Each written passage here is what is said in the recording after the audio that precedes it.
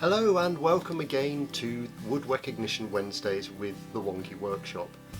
The winner of the figured wood competition will be on the screen now. Thank you very much all of you for taking part.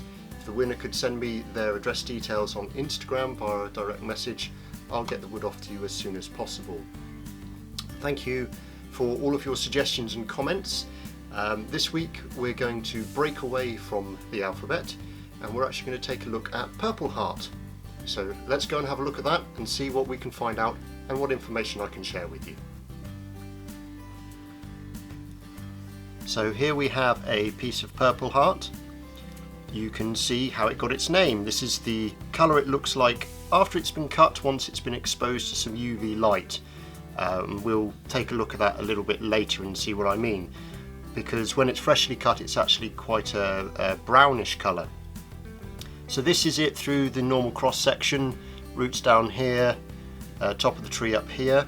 You can see you've got quite wide spacing of grain, but you've also got quite a lot of tight close grain in between.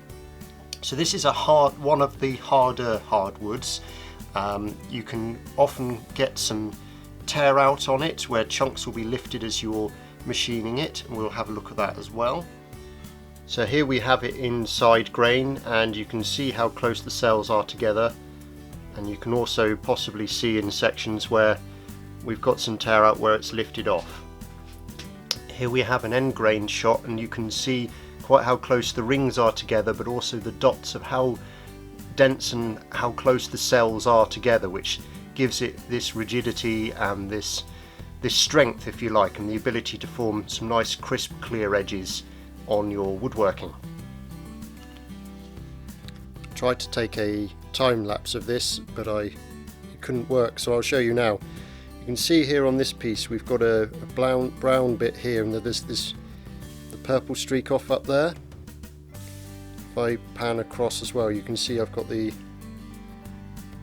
opposite at the opposite end.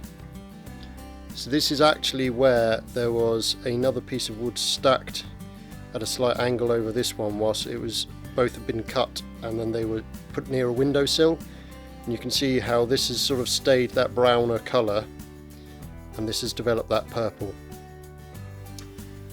Just a few extra facts about Purpleheart. It can be quite prone to splits and cracks.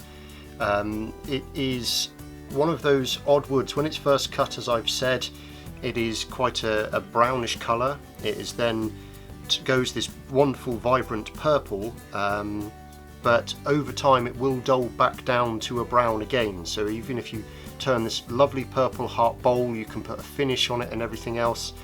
Even if you leave it in a window exposed to UV light, over time it will just gradually dull down, become this darker and darker brown colour. It also exudes a gum.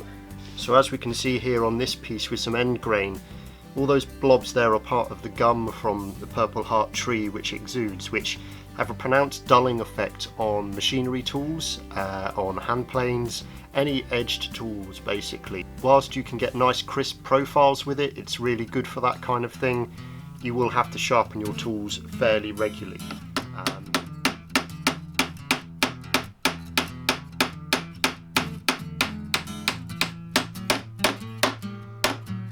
So as you can see either side of this here, just those two little lines, if you are putting pins in or indeed even screws into Purpleheart because of its density, you need to pre-drill a hole first, because otherwise it will split the wood just at that point.